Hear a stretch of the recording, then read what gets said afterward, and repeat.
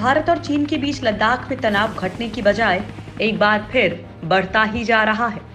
भारत सरकार के मुताबिक एलएसी पर चीन लगातार आक्रामक होता जा रहा है। रक्षा मंत्रालय ने अब अपनी वेबसाइट पर दस्तावेज अपलोड किए हैं, जिसमें कहा है कि एलएसी पर चीनी आक्रामकता बढ़ती जा रही है और मौजूदा गतिरोध लंबे समय तक जारी रह सकता है।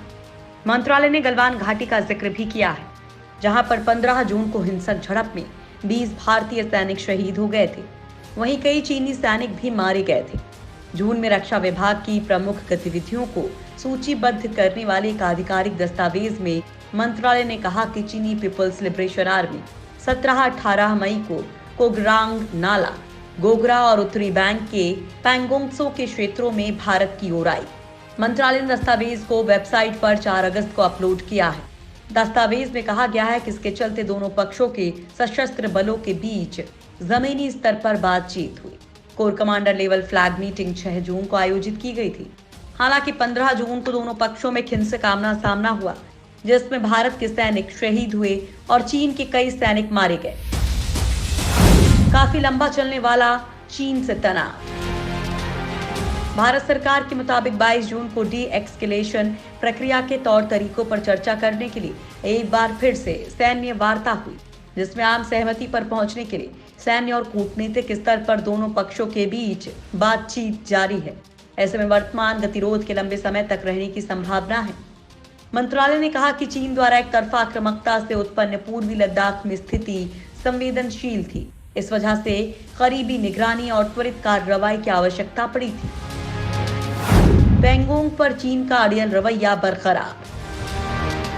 इससे पहले बीते रविवार को भारत चीन के बीच कोर कमांडर स्तर की वार्ता हुई थी, जिसमें दोनों पक्षों ने फिंगर एरिया पर बातचीत की। बैठक के बाद सामने आया कि पैंगोंगसो इलाके में पीछे हटने को लेकर चीन ने न सिर्फ अड़ियल रुख अपनाया हुआ है, बल्कि अब उसने पहले भारतीय सेना के फिंगर 2 से पीछे हटने की शर्त रख दी है। भारतीय पक्ष इसे मानने को तैयार नहीं है। अभी चीनी सेना फिंगर 5 से लेकर फिंगर 8 तक के इलाके में डटी हुई है, जबकि भारतीय सेना फिंगर 4 के करीब है। चीनी सेना फिंगर 4 तक आ गई थी और दोनों देशों के सैनिक आमने सामने की स्थिति में आ चुके थे। सैन्य कमांडर्स की वार्ताओं में बनी सहमति के बाद जुलाई में चीनी सेना फिंगर 4 समेत कई स्थानों से पीछे हटी थी। वो फिंगर 4 से लेकर फिंगर 5 तक ही पीछे हटी, जबकि फिंगर 8 तक का इलाका भारत का है। अब डोभाल ने चीन को कह दी है दो टूक।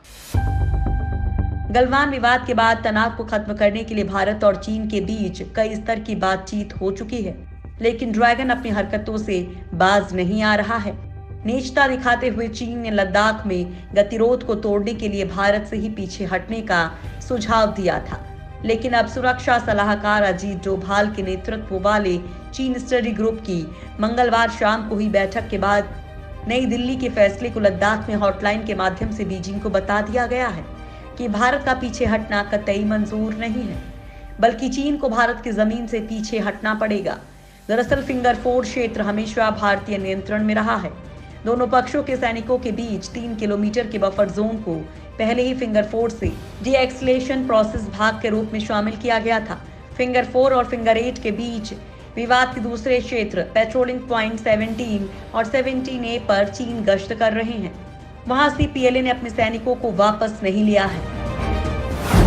संयुक्त राष्ट्र में हुई चीन की फजीहत। अपने सदाबहार दोस्त के फेर में चीन संयुक्त राष्ट्र में कई बार अपनी फजीहत करवा चुका है और अब एक बार फिर चीन को वही जिल्लत झेलनी पड़ी है।